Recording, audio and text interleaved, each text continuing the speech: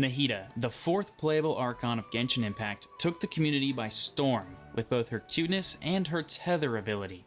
And while this video is not here to question her cuteness, it is here to question what she can tether, or more so, what she can't tether. Looking at her talent, all it says is opponents, but what exactly are her opponents? To answer this question, I had to spend an extensive amount of time out in the field doing research. And my research came to this conclusion. Any entity that falls under the Enemies and Monsters tab of the Living Beings category of the archive can be tethered.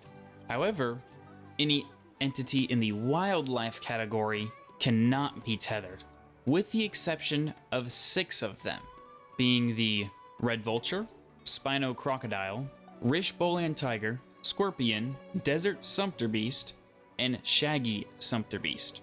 And that is sort of the simple answer. However, what about the entities that don't show up in the Enemies and Monsters tab, and why can those 6 specific wildlife animals get tethered when others can't? Well, the real answer comes down to health bar typing. In this game, entities can fall under 4 health bar categories.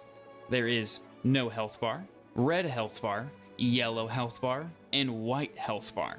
Every entity in the wildlife category has no health bar other than those 6 entities. They have red health bars, like every entity in the Enemies and Monsters tab. Then you have entities like the Overseer Network's parts that have white health bars. They cannot be tethered. Along with things like rocks and ores, and the pillars that the Geohypostasis spawns that have yellow health bars. They can also not be tethered. So the answer is really anything that has a red health bar can be tethered. Anything else in the game that does not have a red health bar cannot be tethered.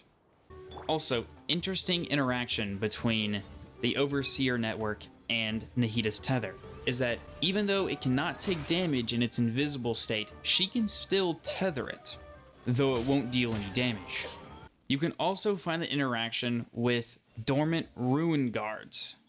She can still tether them even though they're not awake.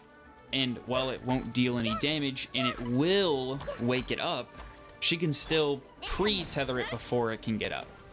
Don't forget, Nahida can also use her tether to read the minds of any NPC that has a name. She can also use it to collect any plant from a distance. That's all for me. If you learned something, make sure to leave a like, and if you want to see more of my content, then you should subscribe. And if I forgot anything or got something wrong, please let me know in the comments. As always, I'm just Soul, and I'll catch you guys in the next one.